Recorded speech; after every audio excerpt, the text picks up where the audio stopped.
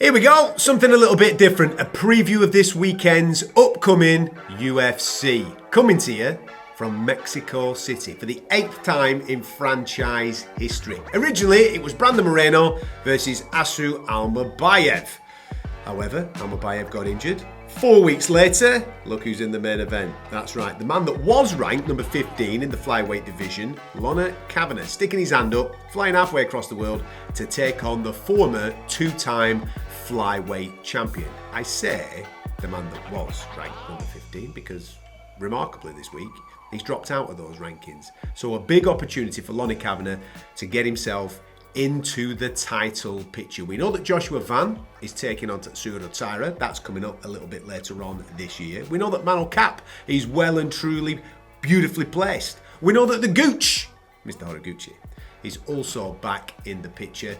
And this fight, you would think, would also propel the victor back into the title mix, with Alexandre Pantoja, of course, in there as well, once he's recovered from injury. So how's this one gonna go down? Well, both men are coming off the back of defeats. If you remember, in December, Taira actually beat Brandon Moreno.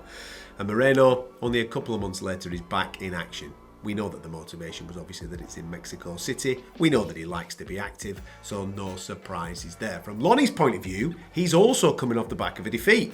His first stoppage defeat.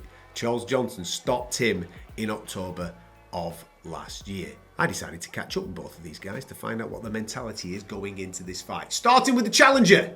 I say challenger because there's no champion in this particular fight, but you know what I mean. The guy that stuck his hand up to take this on short notice. Lonnie Kavanagh. Right, here he is, the man of the moment. The man that broke a lot of our hearts because we all wanted to obviously see him on March 21st in London. That's what we wanted, but, you know, he cheated on us. He decided to go and get himself a fight a little earlier, and now he's got one even earlier, and it's even bigger. Man, I tell you what a fight to be involved in on Saturday night. Yes, sir, yes, sir. Talk to me about the process of that, because obviously you were working towards something else a couple of weeks after this. When did you hear about the potential pullout, the potential availability, the potential possibility that you could step in and face Brandon Moreno in Mexico City? So yeah, obviously I was scheduled to fight 2 weeks later in Vegas. And then a few weeks ago now, I want to say like 3 weeks ago now. Yeah, 3 weeks ago now, I got a call from one of my coaches actually, who spoke to my manager. 6:30 in the morning. This guy never calls me at this time. So I've woken up, picked up the call. Obviously got the offer, and we obviously spoke about it with my coaches, all my coaches, my manager, and everything like that. And when it was go time, it was go time, you know. From a fighter's point of view, how does then the camp change up? Because you're training for Bruno Silva. Now you've got Brandon Moreno. How does everything change in that period of time? Obviously, there's like little adjustments that need to be made for every fight. For anyone you fight, you have to make little adjustments, right? But in my experience, the best thing to do is to focus on yourself, just being as good as a fighter as you can, and then tailoring it towards a game plan for the fighter itself. As well as that, this is a little bit higher than Vegas, isn't it? Mexico City, up at elevation, with all that. Does that have to be taken into consideration? Is there oxygen chambers and all that type of carry-on that comes into the training camp, mate, to get you acclimatized quickly? Yeah, there's a lot of things that you can do to work through it. Obviously, getting to Mexico City early as well, adjusting to the altitude and oxygen tanks and stuff like that. So yeah, there's a lot that goes into it. What does he do well? Obviously, Brendan's been around for a long time. He's a legend, you know. He's got a lot of experience. He's got good boxing. He's got some good kicks as well, good grappling. So yeah, he does a lot of things well. But I have a great team behind me, and we put together a good game plan, a very good game plan to face him. Regarding your own mentality, Lonnie, obviously last time out, everything was going great until it wasn't. Suffering your first defeat in the UFC, first stoppage defeat in your career. Talk to me about the mentality off the back of that. What's the immediacy, whether you're in the changing room or on the coach on the way back to the hotel? And then as the dust settles, how do you process something like that? Obviously, losing is never fun, right? But for me, I don't care about like having a perfect record like some people do. For me, I just want to be the best fighter I can ever be, and that is my goal in life. You know, I want to be the best fighter in the world, and to do that, you need to learn. And unfortunately, last one was a hard lesson to learn, but we learned from it. So it's now just about using that and never letting that happen again. You know? A long time ago, there was talk that maybe the flyweight division would be cast aside by the UFC. When DJ was obviously dominant and there wasn't really anybody challenging him to a certain level, people were getting a little bit bored with the flyweight division. You can't say that now because it's an absolute killer of a division. Yeah. So with the flyweight division, obviously, I'm biased. Yeah, but I think right now it is the best division in the UFC. You know, it's forever moving. There's no like stationary objects. It's always going up and down. People are getting ranked. People are coming champ. It's always moving, and we're excited. You know, where we've got so many good guys and so many young good guys as well coming up. So it excites me. Like I said before, for me to be the best, you got to fight the best, and that's what I want to do. And the division is full of so many good people. What an opportunity here, though. Fighting a legend in his home city. It's going to be noisy, mate. Saturday night, isn't it? Yeah, yeah, definitely. Softly spoken, very respectful, ready to do his thing come Saturday night. That boy can fight. Looking forward to the bounce back against one of the very best flyweights on the planet right now. And one of the very best flyweights that have ever done it. Two-time former champion, Brandon Moreno. Caught up with him as well. This one's a little bit different because I caught him in a sauna. And the minute I caught him in a sauna, I thought to myself, that phone's going to burn up and this interview's going to be short.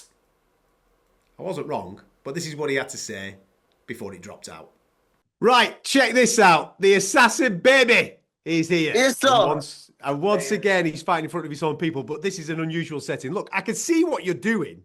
Talk me through this, bro. Come on, what's going on? Are we cutting weight right now? Is that what's going on? So let's gonna make some fun with your audience. Like it was a little confused with the PR. So that's why right now I'm in the sauna doing my heat acclimatization. But Yeah. I told him like, hey, if you want, we can do it right now. So I'm ready. Mate, any place, any time, anywhere. Not just in the octagon, but even when it's the interviews. Brandon Moreno Yeah. is ready for anybody. I like it. Yes, sir.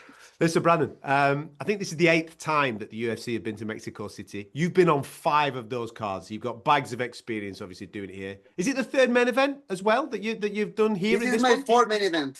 4th main event here. Mate, come Yeah. on. You've been around the world. You've won world championships. You've done it in Las Vegas. You've done it in all the bright light places. What is it like doing it in Mexico City? Man, I can't lie to you, man. Fighting Mexico City in front of my people, representing my colors, my flag, it's a special.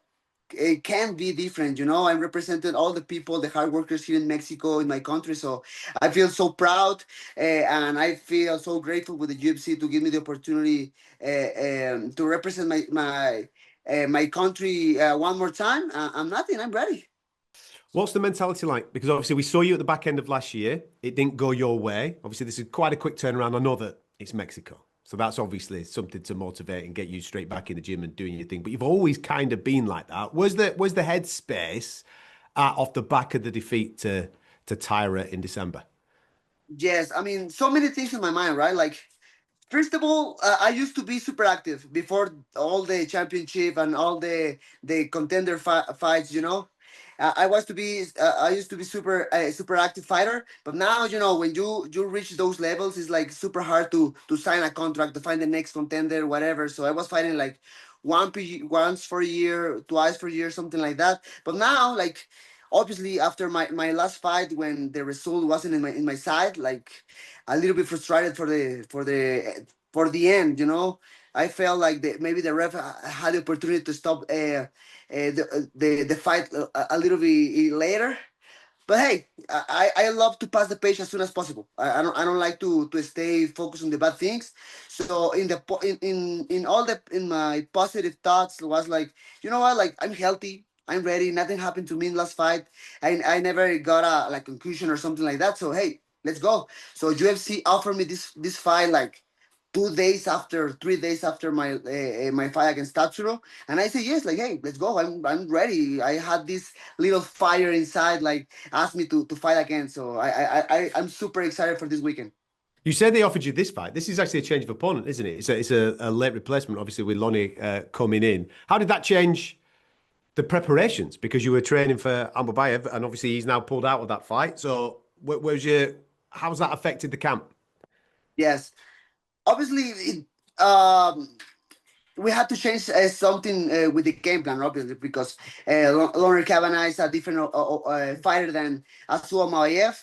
But man, you know what? Like, I was talking with when UFC gave us the bad news. He told me, like, hey, stay calm. We're gonna get another opponent for you. Like, okay. But I mean, I was talking with my coaches, and we say something like, you know what? Like, we did all the effort to come here. You bring all the people, all the training partners, the coaches. Just spend the money, just spend the time, and your body in starting the camp in Las Vegas. So you know what? You are ready, man. Your attitude, your body, your mindset is in the right way to get this victory. Any other opponent, the opponent doesn't matter. So that's it. I stay waiting for my next opponent. They told me Laurie Kavanagh, and we say yes. Listen, we can't have UFC Mexico without Brandon Moreno. You know what I mean? We got to find the man and opponent. what does Lonnie Kavanagh do well? So man, I mean that. Talking for the technical part, like, he's super explosive. You know, I have to be super cautious with his explosiveness, because he's young, he has the energy, and I think the most dangerous thing for him right now is his motivation. You know, he's coming like at the underdog. He's coming to enemy territory. You know, he's gonna try to make the upset. You know, and that the underdog power is an special power, because I felt it before. You know, I felt it when anybody is thinking of you. You have to say yes. You have to put the positive energy there, and that can give you an special power. So that's the thing, man. Obviously, the technical part is important, but for me, the most dangerous part is he's gonna come super motivated. I've spoken to you in the past about what your goals, dreams, and ambitions are still in this game. Being a two-time champion, most people would say, listen, we clocked the game, that's it. But I know that you want to get back there and fight for that championship belt once again. Do you take, even though it's a defeat to Taira in December, with him now getting an opportunity for the title against Joshua Van, do you actually think to yourself, that's how close I am? I'm only one, maybe even two away from getting the opportunity once again?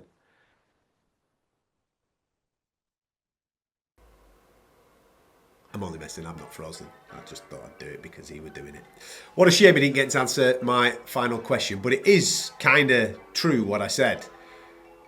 He's not that far away from a title shot, and if he's not that far away from a title shot, neither's Lonnie Kavanagh. I know he's currently technically unranked, but if you beat the former two-time champion who's currently ranked number 6 and who's just been beaten by the guy that he's now fighting for the title, you're probably 1 or 2 away from fighting from UFC gold. So he's in a great position. Can he pull it off in the Lion's Den of Mexico City come Saturday night? It's a tall ask, don't get me wrong.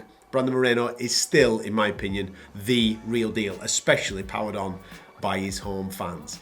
Get stuck into the comment section. Let us know how you think this is going to go down. It's not just about the main event. We've got a great card. Lots of Mexican fighters, lots of Mexican talent. There's also a lot of Dana White Contender Series alumni on this. Lonnie being one of them, of course, in the main event. But there's lots that have come through that process that are now fighting on Saturday night. Should be a good one. Those Mexican fans always deliver. There's going to be mariachi bands everywhere, singing, dancing, plenty of fun, and hopefully plenty of viral moments for us to enjoy. Bring on the violence! That's what I say. Get stuck into the comment section. How do you think that main event's going to go down?